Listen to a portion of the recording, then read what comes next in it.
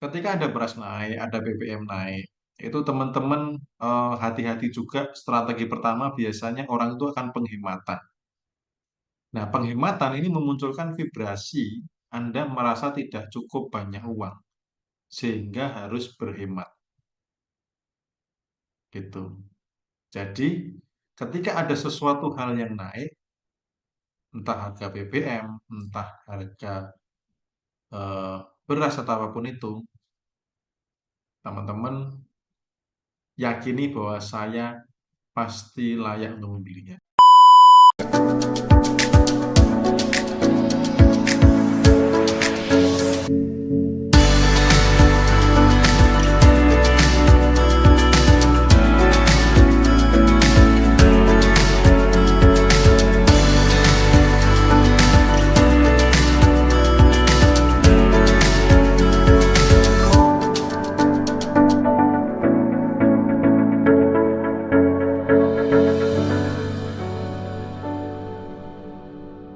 Ya, saya masukkan the vibration of money. Oke, jadi teman-teman termasuk uang kekasih hati. Nah, ini buatlah diri Anda energinya dicintai uang, ya.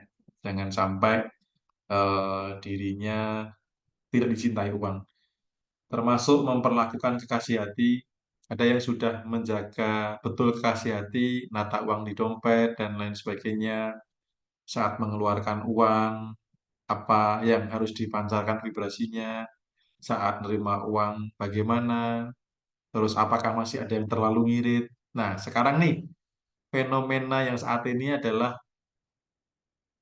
eh, beras. Nah, ini ada emak-emak, banyak ibu-ibu yang terkait dengan beras. Saya minta tolong komentarnya terkait dengan beras. Tadi ada yang chat beras mulai langka, ada yang chat harganya naik, atau beras harganya mahal. Nah, ya, emak-emak saya pengen tahu nih, terkait dengan beras akhir-akhir ini, apa komentarnya? Coba ditulis di kolom komentar. Saya pengen tahu dulu. Buat kita belajar vibrasi finansial. Mumpung lagi trending kan nih, bener nggak? Harga beras mahal, bener nggak? Di luaran sana infonya harga beras mahal, cari beras susah. Dan tadi saya dapat keluhan begitu. Yuk coba kita latihan. Latihan mengamati vibrasi finansial dari harga beras. Dari harga beras. Sambil saya lihat-lihat komen-komennya ya. Ayo, ayo, ayo, ayo. Ayo komen-komen, kita sambil belajar menanggapi. Karena belief system, mindset, sudut pandang pertama terhadap peristiwa mempengaruhi tindakan. Dan tindakan mempengaruhi hasil. Gitu. Oke, saya mulai baca dulu. Sudah komentar, terima kasih. Ada Kak Vivo. Kak Vivo V22 ini. Eh, tetap merasa aman, walaupun beras harga naik. Kemudian beras naik Om, tapi selama masih bisa beli ya aman. Oke, ini jujur ya, bukan karena sedang ada kelas vibrasi atau happy hoki ya, atau karena yang lain baca itu. Padahal tadi pagi mungkin habis ngeluh sama tetangga ya, barang-barang naik, bla bla bla bla bla. Kalau saya mengenai beras biasa aja Om, nggak khawatir, good. Beras memang mahal Om, tapi bingung juga mikirinnya, soalnya biayanya masih ditanggung sama bos. Ya, saran saya hilangkan kata mahalnya. Ya, beras memang mahal karena mahal. Melabeli mahal itu secara tidak langsung memancarkan vibrasi diri tidak cukup banyak uang. Jadi harga naik masih oke, tapi jangan mahal. Ya, cabai lagi mahal-mahalnya enggak, cabai harganya sedang naik. Beda ya teman-teman, vibrasinya beda. Ini buat belajar ya teman-teman, bukan adjustment apapun ya, tapi kita belajar. Belajar mengolah kata, belajar mengolah rasa. Saya pedagang, jadi saya pikir cuan Om, jadi nggak begitu pengaruhnya. Oh, Haji Mumpung ya, kulakan dulu harga murah, tiba-tiba harga naik, ikutan naik. ya cuan gitu kan. Nanti saya belum dengar keluhan harga beras mahal. Oke, saya nggak tahu harga beras Om. Saat beras habis beli aja. Oke, masih mampu beli beras. Oke, harga beras meningkat. Oke, orang tua punya sawah. Oke, aman. Oke, terus walaupun mahal, nah, jadi kalimat mahalnya teman-teman belajar ya untuk mengolah kata ya. Nggak pernah kepikiran, oke, mahal nggak pengaruh, oke, masih aman, nggak ada masalah, bersyukur saja harga beras naik, berarti penghasilan kita bakal naik. Jujur ya, jujur ya, langka atau mahal itu harus dibeli kalau kebutuhan pokok. Oke, wis kalimatnya bagus-bagus semua nih tanggapannya di sini. Saya nggak tahu ya kalau di story WA atau di medsosnya ngeluh nggak ya nanti harga beras naik. Atau waktu diajak ngeluh sama tetangga, responnya gimana ya kira-kira? Gimana caranya tawar-menawar harga barang agar tidak dikonfigurasi force? Jangan menawar. Kalau bisa bayar lebih, kembaliannya suruh ngambil. Jadi jangan tawar-menawar. Kalau sama saya jangan nanya gimana tawar-menawar biar nggak force nggak. Ya. Kalau memang harus nawar sekali nanya harga pasnya berapa. Misal teman-teman merasa harganya nggak wajar gitu. Kok segini sih gitu ya? Nggak wajar gitu. Bukan karena mahal ya, tapi nggak wajar. Kalau cuma segini sih gitu, teman-teman, maaf harga pasnya berapa? Kalau memang harus nawar. Tapi saya jarang nawar, jarang banget. Bahkan sudah ngajarin istri juga kalau belanja ke pasar, kalau bisa uangnya yang uang-uang lebih dan kembaliannya nggak usah diambil. Semesta maha adil, maha menyeimbangkan. Jadi nggak usah khawatir. Oke, nggak jarang makan nasi. Oke, biasa saja. Oke, sorry. Ya, oke. Saya close untuk komentar eh, berasnya ya. Jadi gini, ketika ada beras naik, ada BBM naik, itu teman-teman hati-hati juga. Strategi pertama biasanya orang itu akan penghematan. Nah, penghematan ini memunculkan vibrasi Anda merasa tidak cukup banyak uang, sehingga harus berhemat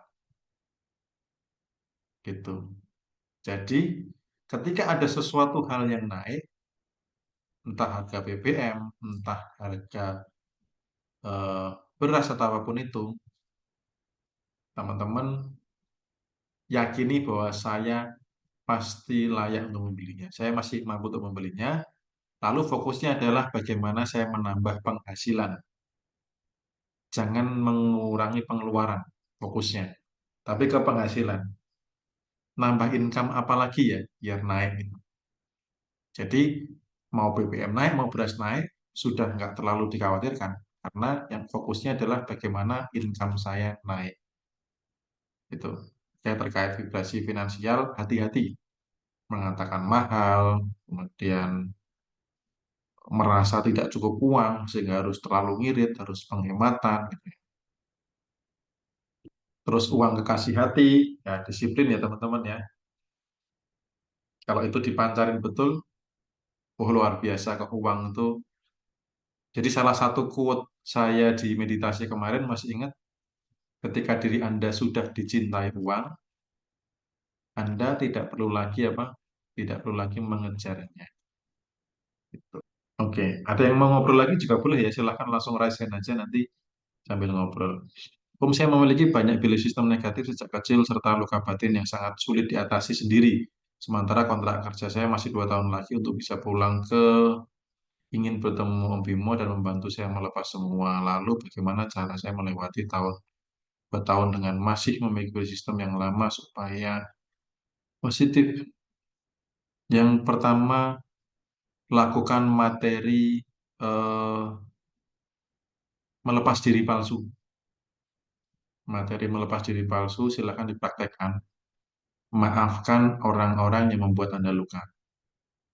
Lalu doakan, ya. Setiap doa didoakan. Orang yang membuat Anda luka didoakan. Itu bisa merontokkan luka batin. Kalau di situ ada hipnoterapis, ya di situ saja bisa, nggak harus dengan saya. Tapi kalau nggak ada, satu maafkan, yang kedua doakan. Gitu ya. Karena salah satu penetra luka batin adalah forgiveness. Gitu. Oke. Hanya belum dapat keajaiban. Oh, sudah mempraktekkan materi, ada perubahan, hanya belum dapat keajaiban. Oke, ada masalah, apakah itu detox, cara mengatasinya bagaimana? Ya, jadi keajaiban itu selalu ada, teman-teman. Hanya saja porsinya besar atau kecil. Nah, orang-orang yang sangat spiritual melihat hal kecil itu jadi sebuah keajaiban dan disyukuri, sehingga dia mudah menarik keajaiban besar. Nah, kadang orang-orang yang belum tercerahkan itu ada keajaiban tidak dianggap sebagai keajaiban. Misalkan ibaratnya ada lagi pengen eh, martabak, tiba-tiba ada teman datang bawain martabak, atau istri sudah GoFood martabak misalkan. Itu sebuah keajaiban, teman-teman. Walaupun kecil, tapi ketika sesuatu hal yang kecil ini disyukuri, akan menarik hal besar. Jadi, coba buat teman-teman yang belum mendapatkan keajaiban, pekalah terhadap keajaiban kecil, lalu syukuri, supaya bisa narik keajaiban besar. Oke, sebelum ke Kak Anissa, saya ke Kak Mariana dulu ya. Saya sudah belajar Loa 3 tahun yang lalu di Belanda. Mencari tempat persisnya Belanda, Google Map, afirmasi, dan sebagainya. Saya belajar dari berbagai coach melalui YouTube. Tapi baru kali ini memutuskan untuk memilih kelas. Dan Bimo ini saya tertarik sekali karena jalan dan pikirannya saya kena banget. Merasa sangat cocok dan saya pun puas. Terima kasih. Oke, sama-sama. Terima kasih juga. Oh, mau mengucapkan terima kasih ya. Saya pikir mau tanya. Oke, good. Boleh, nggak apa-apa. Thank you. Terima testimoninya nguatin juga yang lain.